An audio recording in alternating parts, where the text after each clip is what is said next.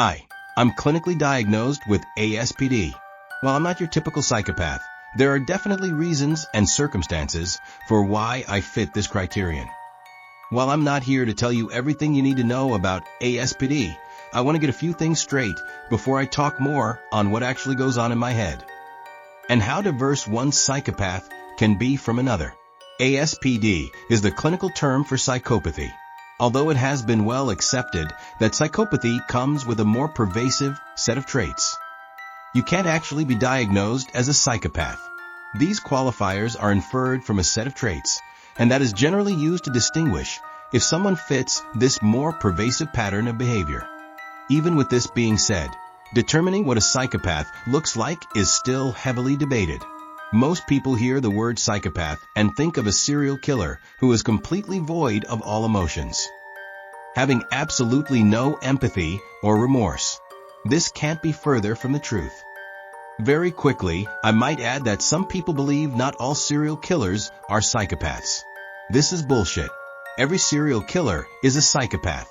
You can't be a serial killer without being a psychopath. There may be the one-off chances for people with severe psychosis or other extreme forms of narcissism to commit murder. But believe me when I say every serial killer is a psychopath. Just not the other way around. Every serial killer in history is a psychopath, obviously, but not all psychopaths are the cruel monsters people make them out to be.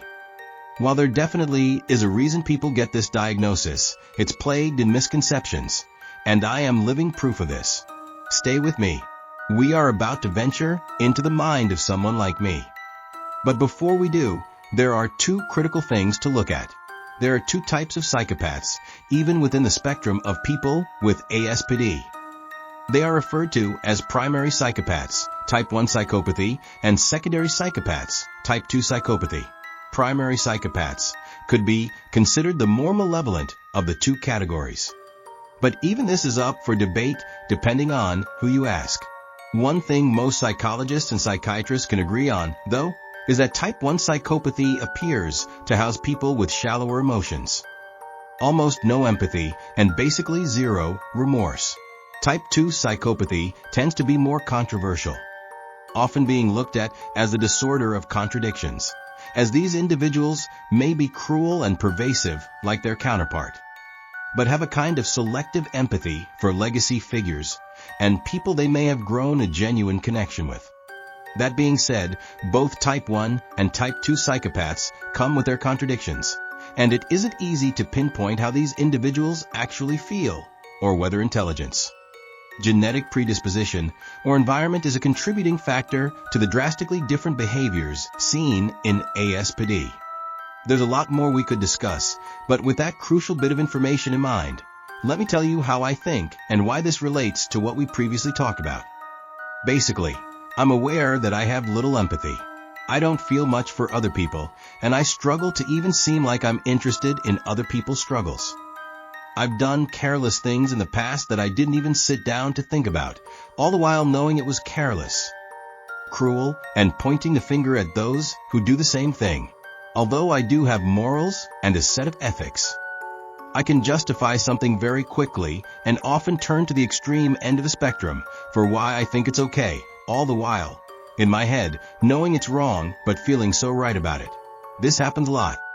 Recently, I made a video about Charlie Kirk condemning people for celebrating his death, all while secretly thinking every one of those people deserves a fate worse than his, executed by me. The reason I feel so in the right is because I can't escape from the fact that it seems so logical to punish people's hypocrisy. I'm not your typical psychopath, and that's why the disorder is so controversial. I do feel empathy for a small amount of people, to the extreme. Not for strangers at all, but for very, very close family. If you were to hear that as a psychopath, I've awakened in the night crying about people I love, you would probably be shocked. But the truth is, because I feel so little emotion and empathy most of the time, when I finally do decide to feel it, it feels like I'm broken to my core. I often question whether I'm really like this. My behaviors do not always match my internal feelings at all, and that's a really important thing to take note of. One thing that makes me feel really isolated is that I only fit in with a small percentage of psychopaths who actually have the ability for self-awareness. While this ability doesn't always stop me from thinking horrible thoughts, it allows me to take a deep look at myself and analyze my own behavior. This isn't something typically seen in psychopaths, and it makes me feel alienated and delusional, because it's only reflected in high-functioning psychopaths with high intelligence.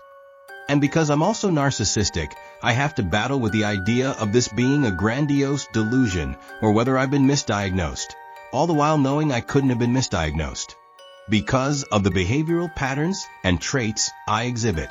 As you can tell, this makes it very hard to see when I'm actually in the wrong, or not until after the fact, even when I have this subconscious internal feeling of wrongdoing. This also gives me a massive blind spot to my own cruelty. Not in the sense of just blatant cruel stupidity aimed at anyone and everyone, but it can make me sort of a walking contradiction, deeming one thing as wrong and justifying that with extreme violence, whether it's morally sound or not. Am I evil? No. Do I have evil thoughts? Yes, but only for those who I see as worse than me.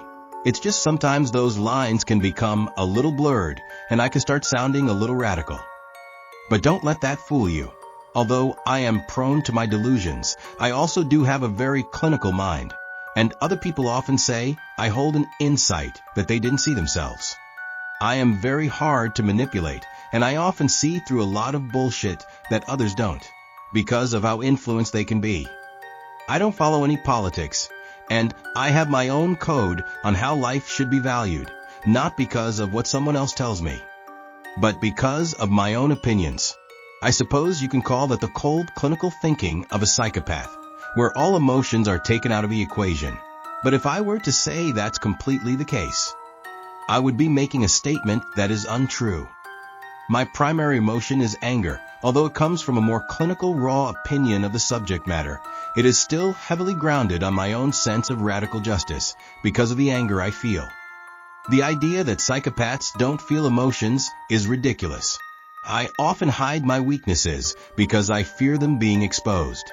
So I show an exterior of myself that seems indestructible, while it's most likely heavily fragile. Another misconception about psychopaths is we don't feel fear. In some cases that might seem like it's true, but what happens when you have a psychopath who has also been diagnosed with CPTSD because of childhood abuse? Now you add another complex dynamic to an already complicated diagnosis. Now you have someone who is in constant fight or flight, experiencing fear while also putting on a tough facade to compensate for that lack of courage.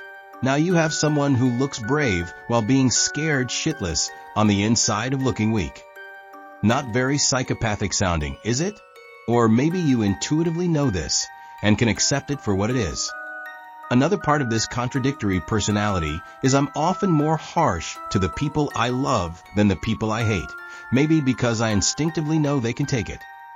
Or it might land me in jail in other scenarios. I often say things that fly out of my mouth like Tourette's, really harmful things. Full emotional abuse to the people I love. Sometimes I brush it aside, but other times I feel like a piece of shit. This seems to be my version of guilt. Even if fleeting, the feeling is intense. And it can make me feel deeply ashamed of who I am as a person. But then, with a snap of my fingers, my brain can justify it all, and I snap out of my rational thinking, all the while feeling like there's a separate entity inside me punishing me for what I said or did to the people I love. And this only makes the justification stronger. Half the time I can't explain my feelings properly. I know what the emotions are, but they don't feel like my words. And I often get angry even at the thought of having to explain them to people. Sometimes I actually start getting angry at my own voice, almost like I'm visualizing how the other person is interpreting my words and preemptively becoming annoyed by what I perceive as their judgment. Matter of fact, every time I step outside, every time I interact with someone, I'm not actually paying attention to what they're saying. I'm imagining myself through their eyes, watching myself, correcting every microexpression, every gesture, every response, based on how I'm being perceived. and that's fucking exhausting. This never switches off unless something else completely has my focus. I can be very charming, yes. I know how to talk, and it's easy for me to make friends with people, even if I don't actually like them. But one thing about me that I hate is I can't stop myself at times from essentially fitting in. At times it feels like the mask is forced on my face even when I don't want it to. And this can leave me with a deep sense of hatred towards people I interact with, as if they are eliciting a response from me that I didn't authorize, that I don't actually feel or align with. And this is part of the reason why I don't have many friends compared to other psychopaths, because a part of me despises humanity for making me have to try and fit in with society when I don't want to. And I can't tell if this is irrational or not, even though I want to say it is. Before I finish, I want to say I have 4 separate disorders: ASPD, OCD, CPTSD, and ADHD. Because of this, even if you have psychopathy like me, we may be very different people. Even if we only both had ASPD, or if you had every disorder I do, no 2 people are the same. So take a time to learn from someone else's experience. Thank you for listening. Whether you relate or not, I hope you learned something interesting today. Subscribe if you want to hear more about dark psychology, manipulation, and psychopathy.